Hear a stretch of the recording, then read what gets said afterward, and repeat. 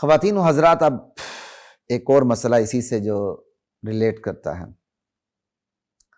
کہ دیکھیں انسانی تحقیق کہاں تک پہنچی کہ شاید تھوڑی بہت تبدیلی کے بعد انہوں نے خنزیر کے دل کو اٹھا کے انسانی سینے میں فٹ کر دیا، تو دھڑک بھی رہا۔ اس کا مطلب خنزیر اور انسان میں مشابہت آ گئی نا۔ ڈر لگ رہا ہے کہ نہیں لگ رہا؟ کیسا فیل کر رہے ہیں؟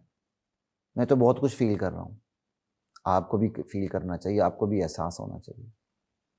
کل تک ہم سمجھتے تھے کہ انسان کی مشابہت مینڈک کے ساتھ ہے، اس لیے مینڈک پہ تجربات کرتے ہیں ہمارے ڈاکٹرز۔ انسان کی مشابہت بندر کے ساتھ ہے، آپ دیکھیں انسان کی مشابہت خنزیر کے ساتھ بھی آ چکی ہے۔ اور شاید جہاں تک تھوڑا بہت پڑھا میں یاد ہو، یہ شریانیں وغیرہ بھی خنزیر کی پہلے شاید لگتی رہی، اب تو سیدھا سیدھا دل لگ گیا۔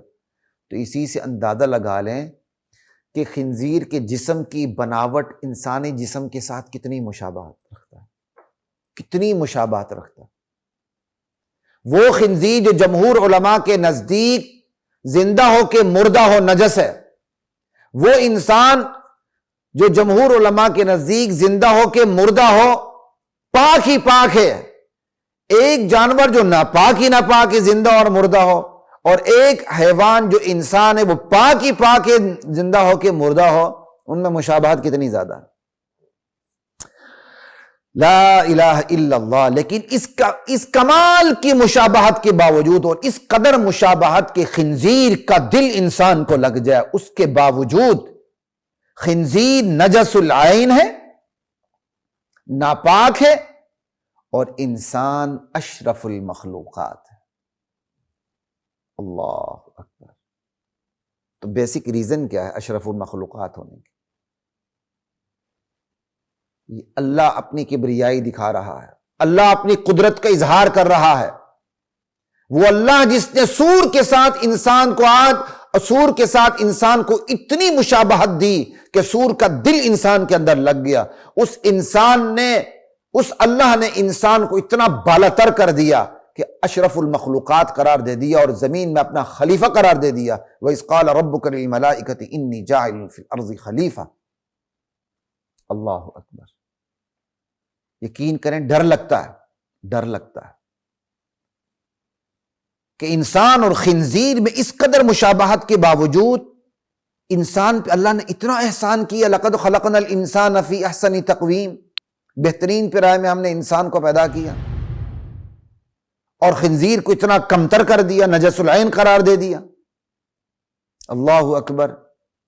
اس کی عادات و اطوار کیسی ہیں جا کے دیکھیں نجس العین کی۔ اور پھر اللہ کہتے ہیں جس کو ہم نے بہترین پیرائے میں پیدا کیا، پھر ہم اسے اسفل السافلین میں بھی پہنچا دیتے ہیں، ثم رددناہ اسفل سافلین۔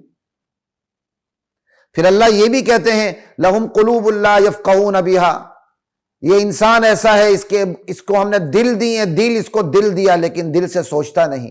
وَلَهُمْ أَعْيُنٌ لَا يُبْصِرُونَ بِهَا، آنکھیں دی ہیں آنکھ سے حق بات کو دیکھتا نہیں۔ وَلَهُمْ آذَانٌ لَا يَسْمَعُونَ بِهَا، ہم نے اسے کان دی ہیں کان سے حق بات کو سنتا نہیں۔ أُولَئِكَ كَالْأَنْعَامِ، ایسے انسان تو چوپایوں کی طرح ہیں، ڈنگروں کی طرح ہیں۔ بل ہم اضل، بلکہ ڈنگروں سے بھی گئے گزرے ہیں۔ اولئک کالانعام بل ہم اضل اولئک هم الغافلون، یہی لوگ غافل ہیں۔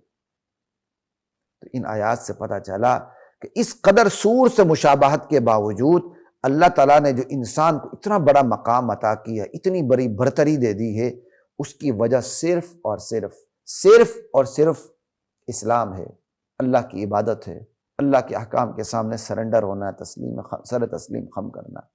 اللہ نے اس اسلام کی بدولت اس انسان کو مکلف بنایا، سور سے مشابہت کے باوجود، مینڈک سے مشابہت کے باوجود، بندر سے مشابہت کے باوجود، اور پتہ نہیں گٹر کے کن کیڑوں سے انسان کی مشابہت ہوگی اب اس کے تخلیقی جسم کے اندر، ان تمام مشابہتوں کے باوجود اس کو اتنا بڑا مقام دے دیا کہ اللہ نے اس کو اپنا خلیفہ بنا دیا۔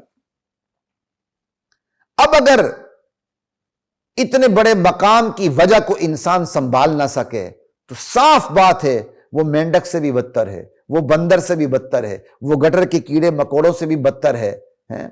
اور اسی طرح وہ خنزیر سے بھی بدتر ہے۔ اللہ ہم سب کی حفاظت فرمائے۔